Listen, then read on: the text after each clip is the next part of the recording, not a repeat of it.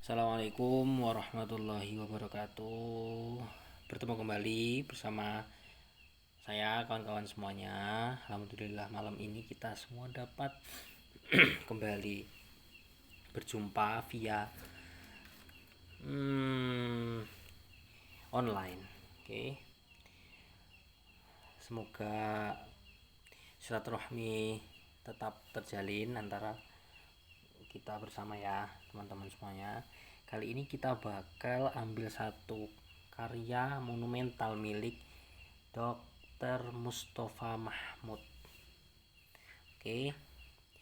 Jadi kenapa kita ambil karya beliau? Karena yang pertama, beliau ini punya cerita yang menarik, kawan-kawan. Beliau ini sebenarnya tidak memiliki latar belakang akademik Islam yang bagus begitu ya, dalam arti punya semacam track record yang sama dengan ulama-ulama Al-Azhar gitu ya, atau ulama-ulama yang lain di belahan Timur Tengah gitu, yang punya fokus di bidang ilmu keislaman seperti itu. Beliau ini dulu adalah seorang mahasiswa kedokteran gitu, sampai akhirnya beliau mendapatkan wangsit gitu ya, sebuah wangsit atau sebuah wahyu dari dalam jiwanya yang terdalam untuk mencari jawaban atas pertanyaan yang sering menggelisahkan beliau gitu sedari kecil gitu. Nah, ini karya ini itu adalah ruh dari Dr. Mustafa Mahmud itu sendiri. Jika kita baca ya, judulnya itu Rihlati Minasyaki Ilal Iman, perjalanan saya dari sebuah keraguan menuju sebuah iman. Nah, ini nanti di situ juga diceritakan bagaimana beliau itu bisa mencari kebenaran, mencari Tuhan gitu. Misalnya ya, dari kedokteran sampai bisa menjadi seorang filosof Mesir, kemudian sastrawan juga. Pada akhirnya terkenal beliau di Mesir begitu, karena kemampuan beliau, kemudian kemauan beliau untuk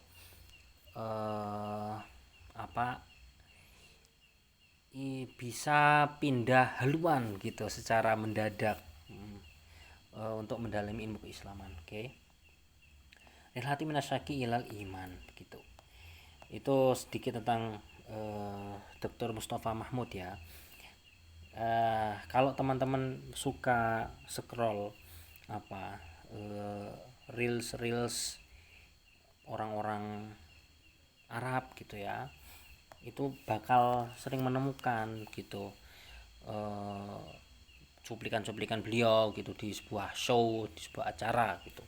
Kalau antum memang suka ya, kalau antum nggak suka dengan personal orang Arab, antum mungkin nggak akan menemukan beliau gitu. Banyak yang belum tahu Dr. Mustafa Mahmud, dan kadang banyak orang yang salah paham Dr. Mustafa Mahmud tuh persis dan mirip dengan Dr. Najib Mahfud gitu. Nah, padahal keduanya beda gitu, tapi ada kemiripan sebenarnya meskipun orang Arab semuanya mirip gitu. Oke. Di sini kita bakal langsung ya guys, kita review di awal-awal karya beliau ini. Oke. Jadi pada chapter awalnya ini beliau memberikan judul Allah gitu ya, Allah. Jadi secara umum di sini cerita awal beliau bagaimana beliau bisa mencari jawaban yang membuat frustasi gitu ya sedari kecil, itu terjawab ketika perjalanan akademik beliau dari mengambil kedokteran itu tadi ya. Beliau apalah lama-lama pelan-pelan mendapatkan sebuah jawaban gitu dari kedokteran gitu, dari bagaimana beliau berinteraksi dengan tubuh manusia, dengan alam gitu. Beliau mencari Tuhan melalui melalui teks-teks empiris, ya, teks-teks empiris, kemudian dari eh, bayangan, gambaran, dan ilustrasi empiris begitu. Maksudnya adalah beliau itu mengambil peristiwa-peristiwa yang beliau jalani semasa kedokteran untuk mendapatkan jawaban, sampai kepada beliau mengatakan ya alam ini diciptakan oleh Allah gitu. Kalau kita baca ini sebenarnya hampir mirip dengan pelajaran ilmu kalam gitu ya. Kalau kita belajar ilmu kalam itu beliau banyak beristidlal, membuat sebuah dalil bagaimana kita menemukan Tuhan sebagai pencipta alam ini gitu. Oke. Di sini semua bisa, teman-teman bisa lihat ya, di paragraf pertama. Oke, sebentar ya, sebentar, ini harus dipindah dulu karena nggak bisa.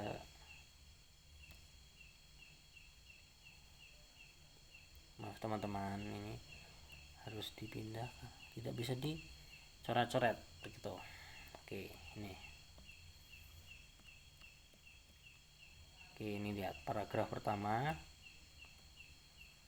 Karena zalika min zamanin ba'id lastu udzakiruhu rubbama kuntu adraju minas salisa asyrah ila rabi asyrah wa rubbama qabla zalik fi matali'il murahaqah. Ya, ini sekitar umur 13 atau 14 atau 15 atau 16 gitu ya, saat beliau itu masa-masa remaja itu mulai bertanya pertanyaan yang tidak semestinya untuk umuran beliau gitu ya. Kalau dulu mungkin pertanyaan kita waktu kecil itu ya, atau saya khususnya itu dulu mungkin nanyanya ini pecel dari apa ya gitu ya. Terus kenapa ya pesawat itu bisa terbang kayak gitu, mungkin kayak gitu, kok bisa terbang gitu padahal beratnya 10 ratusan ton gitu katanya, karena di gendong hantu katanya gitu. Enggak tuh canda ya. Jadi ini pertanyaan beliau sewaktu umur 13 14-an atau 15-an. Nah, Dr. Mustafa Mahmud mengatakan, Takuluna innallah khalaqad dunya li annahu la budda likulli makhluk min khaliq. Oke. Kalian mengatakan bahwasanya Allah itu menciptakan dunia. Karena apa? Karena setiap yang diciptakan harus ada penciptanya. Itu ya. Wala budda likulli sun'atin min soni'in, dan setiap produk harus ada yang membuat produk. Itu ya. Nah, wala budda likulli mawjud min mujid, kalau sesuatu yang ada harus ada yang mengadakan. Sodakna wa amana, kata Dr. Mustafa Mahmud, ya kita mempercayai itu. Faltaqulu li idzan man khalaqallah, maka katakan kepada saya kalian katakan kepada saya, terus siapa yang menciptakan Allah? Katanya Dr. Mustafa Mahmud, am annahu ja'a bidzatihi, ataukah Allah itu datang sendiri? Nah, fa idza kana qad ja'a bidzatihi, kalau memang Allah itu datang sendiri, jadi sendiri, wa sahha fi tasawwurikum ayati mahadzal gitu ya, falimadza la yasihu fi tasawwurikum aidan anad dunya ja'at bidzatiha bila khaliqin wa yantahi al iskal.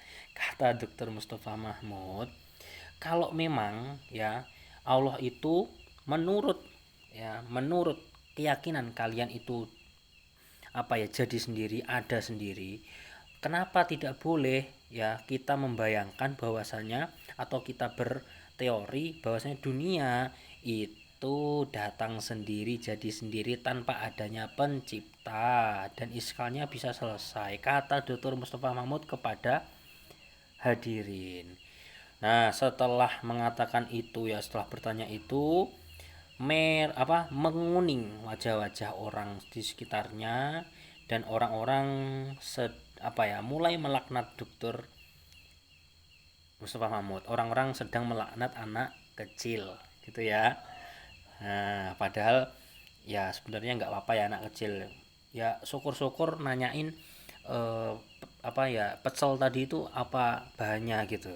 Nah, kalau ini nanyain bagaimana Allah itu bisa ada kayak gitu. Nah, ini kan sebuah prestasi ya kayak gitu.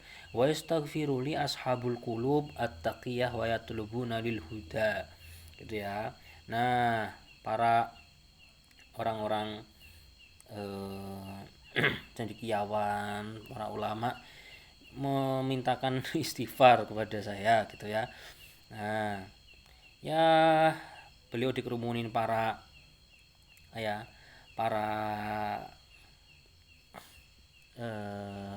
orang-orang dewasa yang tersinggung dengan pertanyaan beliau gitu ya.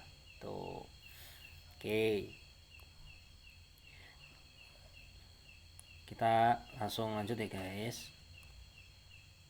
Nah, jadi setelah beliau itu memasuki fase itu tadi, fase dimana beliau gelisah menanyakan hal-hal itu, ketika ditanyakan dikeluarkan unek-uneknya, dunia menolaknya, dunia marah dan lain-lain, sehingga beliau ini sebenarnya bukan malah merasa takut, tapi malah semakin termotivasi untuk mencari jawabannya. Nah, beliau mengatakan ini, laqad rafadtu ibadatullah li'anni istaghraqtu fi ibadati nafsi. Beliau mengakui dulu itu menolak untuk bersembahyang kepada Allah, tapi malah menyembah dirinya sendiri. Ini kiasan ya maksudnya. Wa ajabtu bi wamdatin nuril lati bada'at tumidu fi fikri ma'an fitahil wa'i wa bidayatis sahwati min mahdit tufulah. Ini tadi mulai ada cahaya yang muncul yang menyinari otak beliau saat kecil.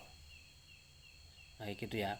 Beliau mulai dibuat penasaran dan mencari untuk sampai kepada kebingungannya itu tadi. Nah, dari situlah beliau sering berdebat, berkomunikasi, diskusi dengan orang-orang sekitarnya gitu ya. Gitu. Beliau mengatakan wa ghabat anni aidan usulul mantiq wa ana u'alijul mantiq wa lam udrik anni atanaqad ma'a nafsi id a'tarifu bil khaliq summa aqulu wa man khalaqal khaliq fa aj'alu minhu makhluqan fil waqti alladhi usammihi fi khaliqan. Jadi beliau ini sekarang sedang di makom muhasabah gitu ya, muhasabah, sedang menakat dirinya sendiri, mengkritik dirinya sendiri. Waktu itu beliau ini kehilangan akal sehatnya, padahal beliau ini ya orang yang sering memakai akal sehat, dan pada saat yang bersamaan beliau ini berkontradiksi dengan dirinya sendiri. Kenapa? Karena beliau itu mengakui adanya Tuhan gitu ya, tapi beliau di saat waktu yang bersamaan menanyakan siapa yang menciptakan Tuhan. Lah, kalau beliau mengakui adanya Tuhan tapi menanyakan Tuhan itu dari apa, berarti bukan Tuhan, katanya begitu. Jadi dua hal yang kontradiksi itu berkumpul bersama secara bersamaan. Ini ketersesatan yang diakui oleh beliau kayak gitu. Nah, beliau kemudian mengatakan summa innal qawla bisababi awwalil lil wujud yaqtadi an yakuna hadha sabab wajibul wujud fi dhatihi wa laysa mu'tamidan wala muhtajan li ghairihi likay yujad, amma ay yakuna sabab fi hajatin ila sabab fa inna hadha yaj'aluhu wahidatan min halaqatis sababiyah wa la yaj'alu minhu sababan awal, ya. Wa la yaj'alu minhu sababan awal. Jadi ini intinya, kalau memang Allah itu adalah sebab semua sesuatu, semua yang ada, maka dia harus sesuatu yang wajib ada gitu, karena dia asal dari semua yang ada. Kalau dia itu misalkan adalah asal dari semua wujud yang ada, tapi kalau tidak wajib wujudnya, maka ya ada wujud lain sebelum zat Allah, maka dia bukan wajib terus sampai selesai, dan ini nggak masuk akal kayak gitu ya, mustahil.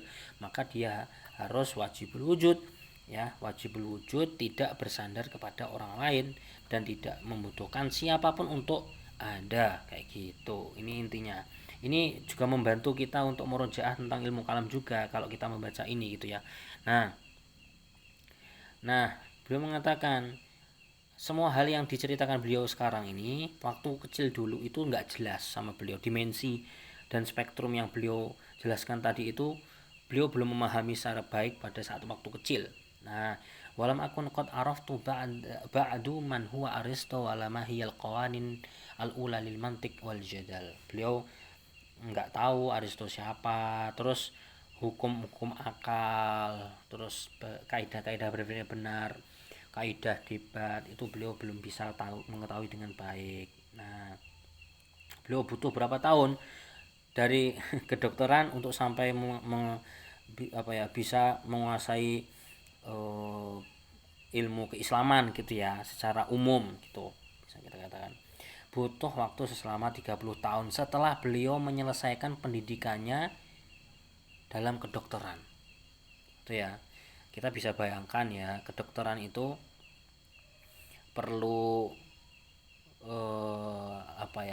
effort yang menurut saya, ya Allah, itu seolah sampai-sampai harus kita patahkan sendiri tulang-tulang rusuk kita gitu. Tapi beliau ini orang jegek gitu ya, bahasa Perancisnya, orang yang langka gitu. Beliau bukan seseorang yang mengenal umur gitu ya, tidak mengenal usia. Kemudian belajar bagi beliau itu adalah harga mati gitu, sampai akhirnya beliau bisa megang kedokteran, bisa megang ilmu keislaman, khususnya sastra Islam kayak gitu. Oke, tuh dari sini beliau sampai ini, di sini beliau mengatakan i'adatun nazar gitu ya. 3 kali beliau mengatakan i'adatun nazar kayak gitu ya. Ini sebenarnya rumus penting untuk kita semua dalam melakukan semua hal gitu ya. Ini penting banget, apalagi kalau kita ngerjain ujian gitu, semua hal pokoknya. Kalau nggak ada yang ada tunazor, orang itu akan rawan masuk sebuah kesalahan kayak gitu. Buktikan saja gitu ya. Tuh. Oke. Nah, kemudian beliau mengatakan gitu ya. Walau ani asghaitu ila sautil fitrah wa taraktul badahah taquduni la afaitu nafsi min ana'il jadal. Jadi kesalahan beliau dulu itu ya, kalau beliau ini nggak serampangan gitu ya, asal-asalan itu, karena pertanyaan beliau pada waktu umur 13-14an itu hasil serampangan gitu ya. Artinya serampangan itu di sini kan fitrah sama badah ya. Apa bedanya fitrah sama badah? Fitrah itu sesuatu yang fitri, sesuatu yang ada yang ditanam sejak kita muncul ke alam semesta ini kayak gitu. Itu fitrah. Kalau badah itu adalah sesuatu yang keluar, dan sama dengan sesuatu yang keluar dari dalam diri kita, sama dengan fitrah, tapi dia adalah hal yang spontan gitu loh, hal yang spontan dan tidak bisa dipercaya gitu. Beda. Bagaimana kita bisa membedakan fitrah dan badahah? Nah, bagaimana bisa? Nah, bisa caranya gimana? Fitrah meskipun nanti khilaf ya, fitrah orang itu pasti baik gitu. Fitrah yang Allah berikan kepada manusia itu adalah fitrah baik. Jadi membedakan fitrah sama badahah itu bisa dilihat itu baik apa enggak, kayak gitu. Itu ya, fitrah sama badahah ini penting. Karena fitrah itu bahasa Arab yang maknanya suci gitu. Nah, tapi beliau mengakui, tapi beliau itu hidup pada zaman yang apa? Hidup di zaman yang terkontaminasi ya dengan lingkungan yang jelek, banyak orang-orang yang tersesat dan lain, banyak orang yang tertipu gitu loh. Nah, terus akal itu kalau terlalu berlebihan itu juga nggak boleh, kata beliau. Kalau nanti akal itu dibiarkan berlebihan ini ya, katanya kalau akal itu dibiarkan berlebihan, maka dia akan lama-lama akan melihat dirinya itu seperti sesuatu yang raksasa besar karena prestasi minal munjazat ini ya.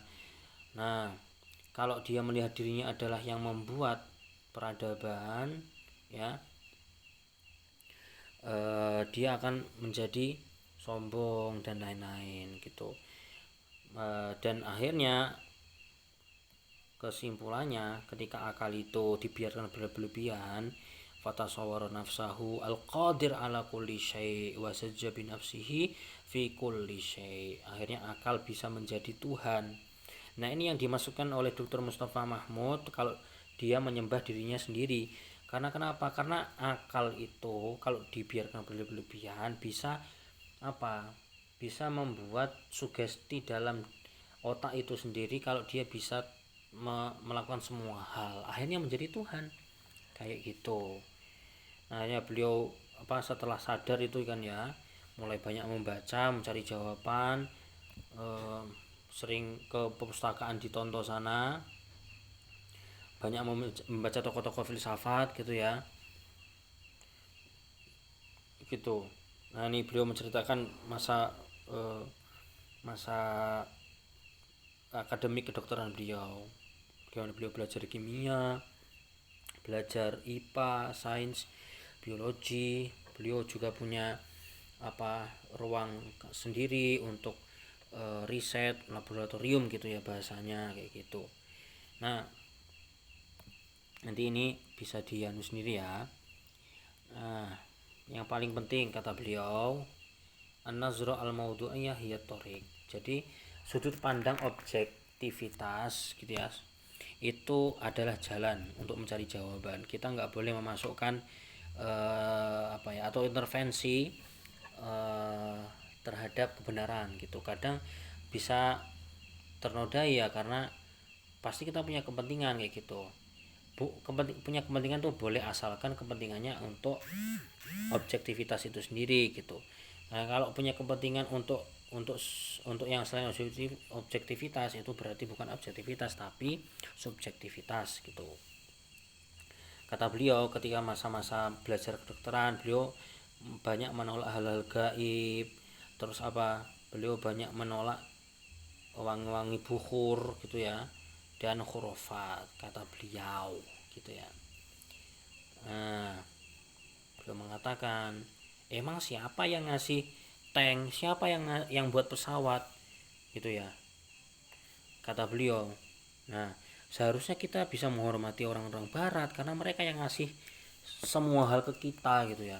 Hampir semua alat-alat kehidupan kita, keseharian kita itu dari orang barat. Makanya seharusnya kita hargai hasil jerih payah mereka. Artinya peradaban yang mereka buat itu harus kita pelajari, bukannya peradabannya orang-orang lemah gitu ya.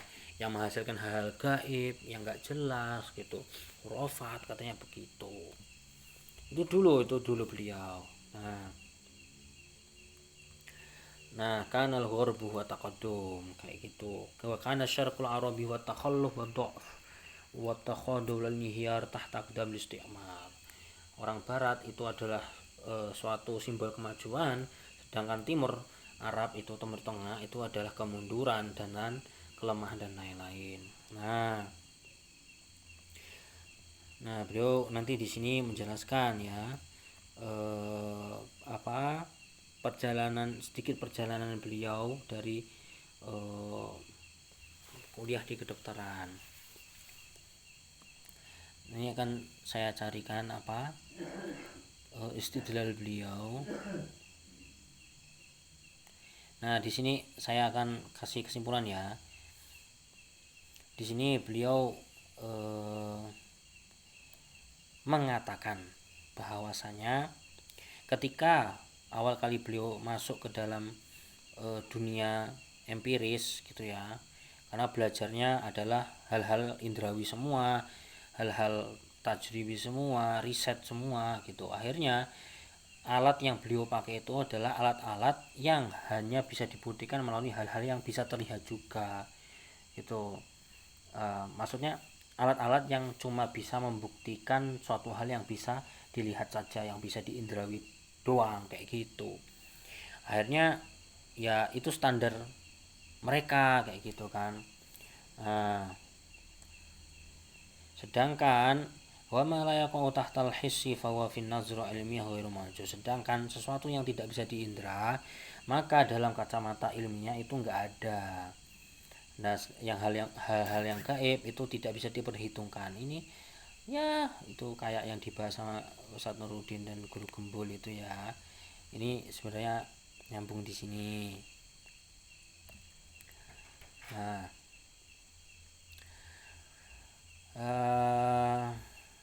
belum memikirkan bahwasanya bahwasanya alam semesta yang ada itu sebenarnya adalah produk yang rapi, produk yang sangat penuh kehati-hatian dalam membuatnya gitu. Tidak ada satu hal yang salah meletakkan, salah salah memutar ya, salah memutarnya, salah memindahnya gitu, nggak ada gitu kan gitu.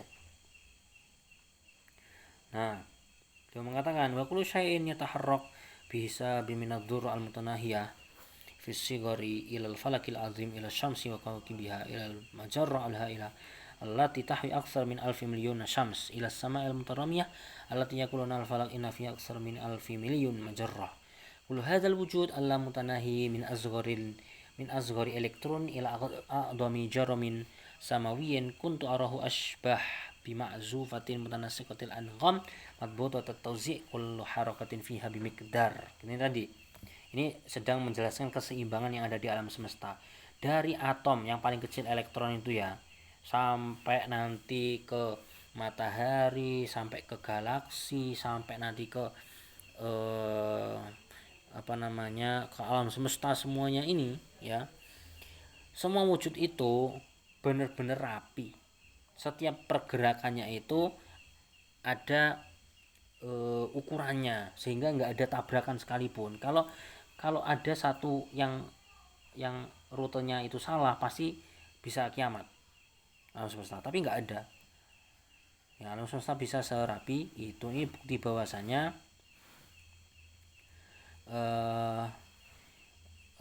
alam itu nggak bisa tiba-tiba ada gitu. Nah, ini beliau mengatakan ilmu yang menarik beliau untuk mencari Allah itu adalah ilmu empiris ini ya.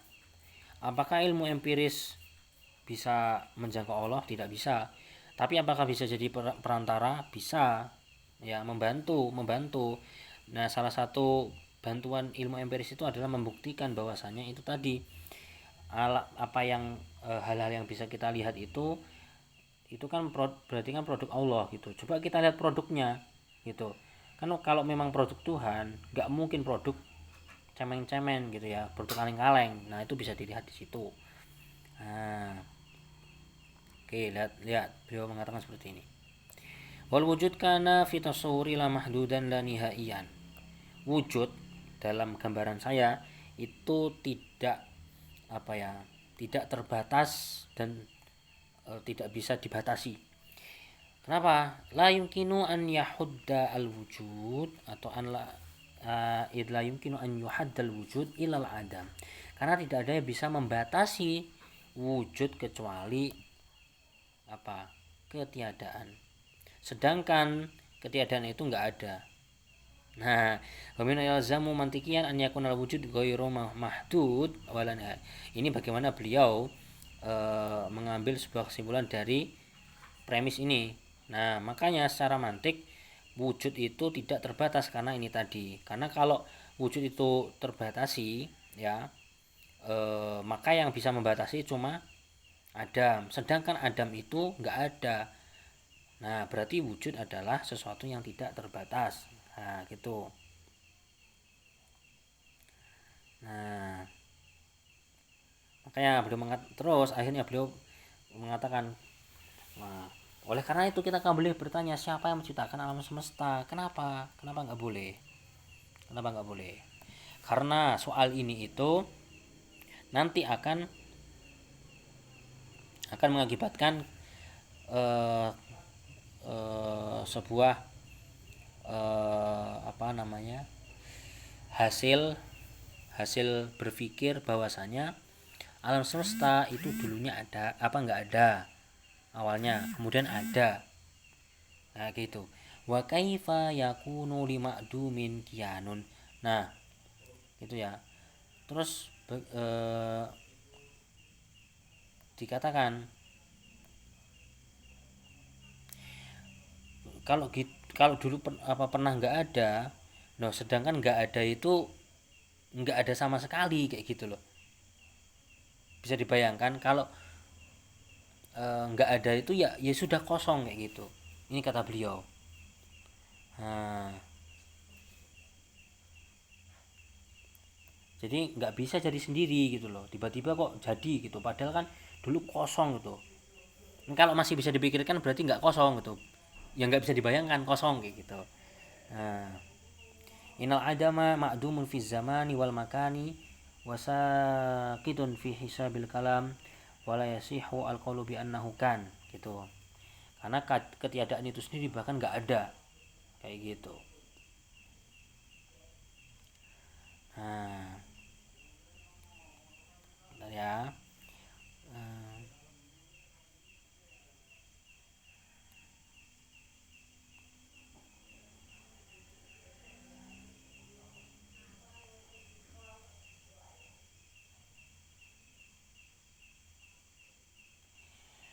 Dan kemudian di sini beliau menjelaskan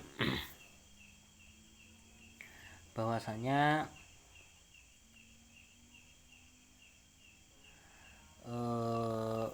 apa namanya, dulu beliau pernah terpenjara dalam pemikiran apa, filsafat India kuno gitu ya, tentang wahdatul wujud gitu, filsafatnya Spinoza, pemikirannya Bergson, dan lain-lain itu pernah terpenjara oleh beliau karena filsafat mereka itu tidak apa, mengakui hal-hal yang gaib kayak gitu, katanya begitu.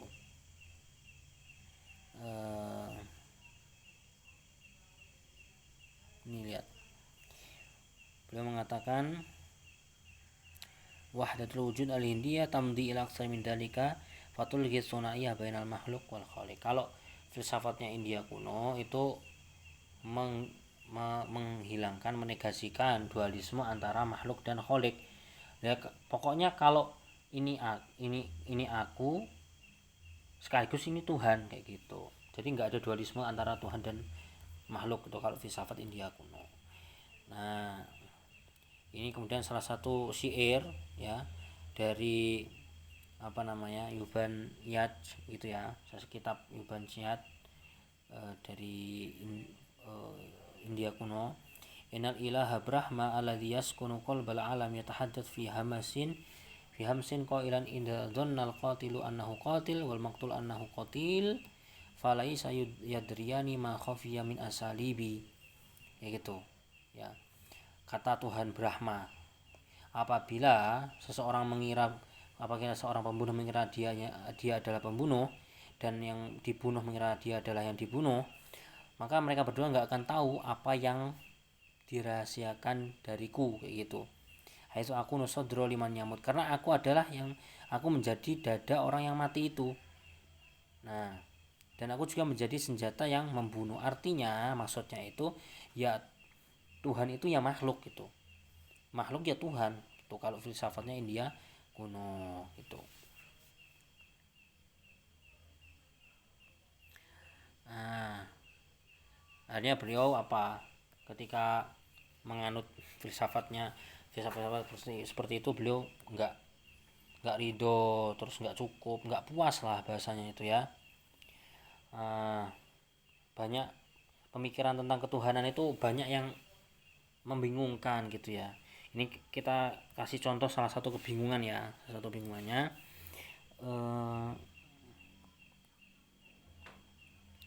Sebentar saya carikan bukunya.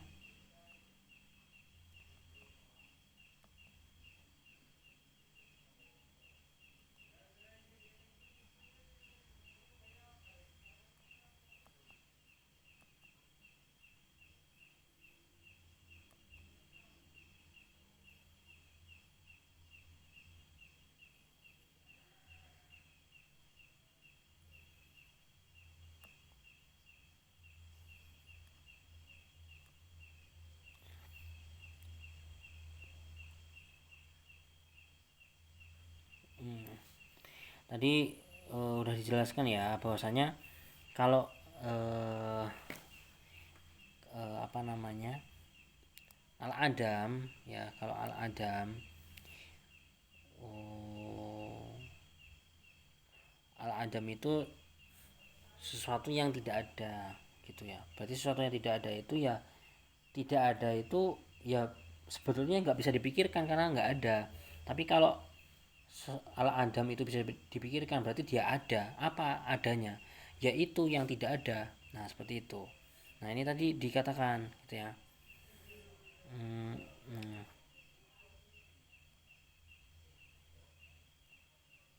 Nah ini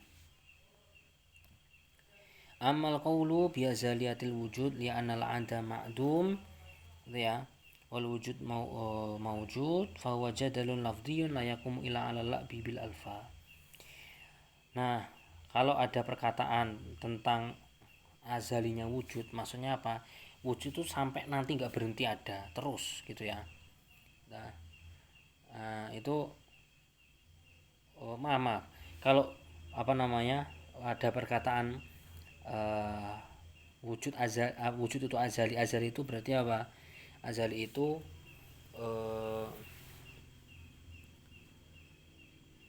ya betul ya, maaf ya, agak apa namanya, berantakan. Biasa lihat wujud anal adama ma'dumun wal wujudu mawjud.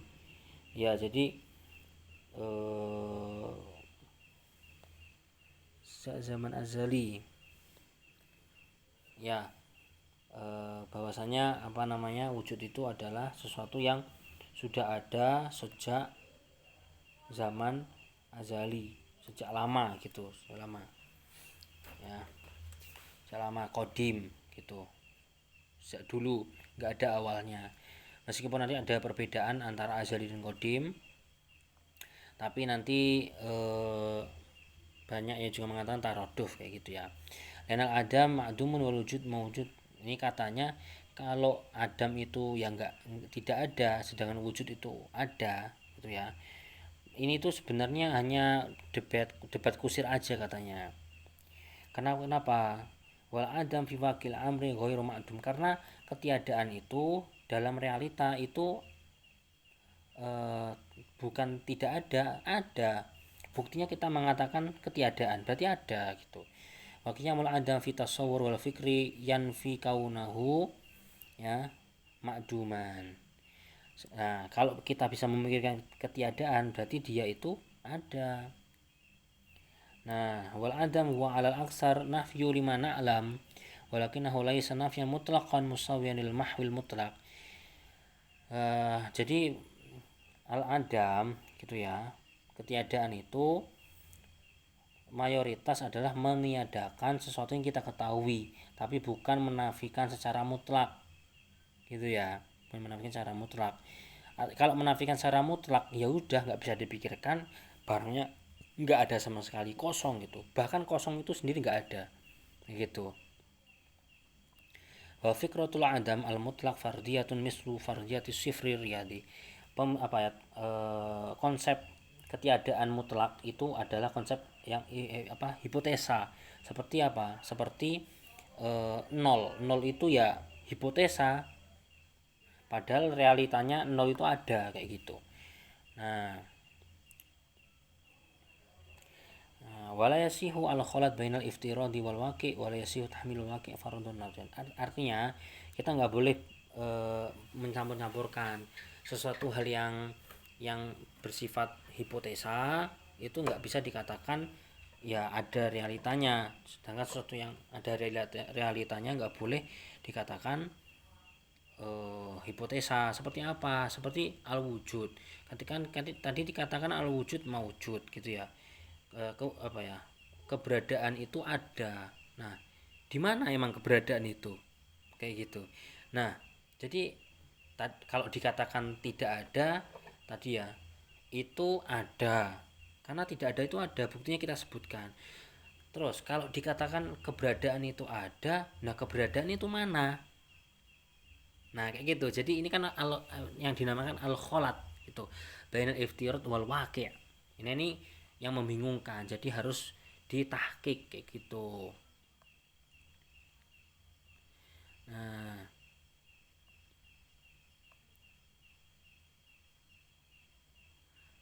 Nah oleh karena itu, karena ini tadi kita nggak bisa mengatakan alam semesta itu azali, karena itu tadi eh, apa ya, premisnya itu sangat sangat hancur gitu ya, sangat rapuh gitu.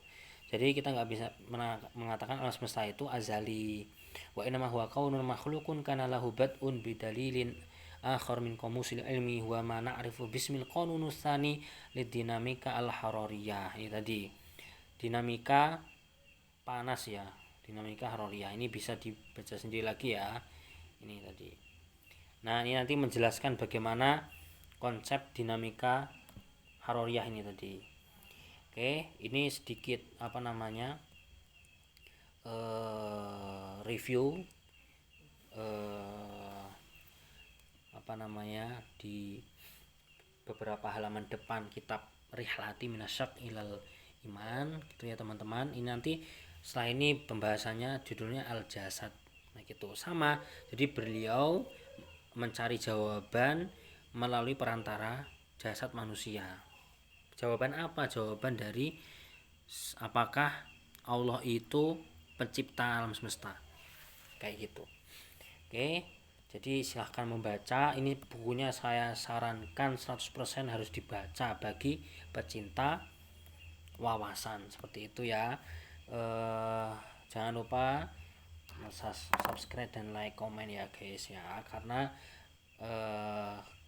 keistiqomahan kami itu sebenarnya memang tidak membutuhkan subscribe itu, tapi kalau ada subscribe, ada like, ada komen itu lebih baik dan membuat kita lebih semangat. Terima kasih semuanya, semoga semuanya bisa termotivasi dan teman-teman bisa komen kalau butuh apa-apa, nanti bisa diskusi bareng-bareng gitu ya teman-teman, bisa di WA, bisa di DM ya, dimana-mana bisa, nanti kita bisa diskusi bareng.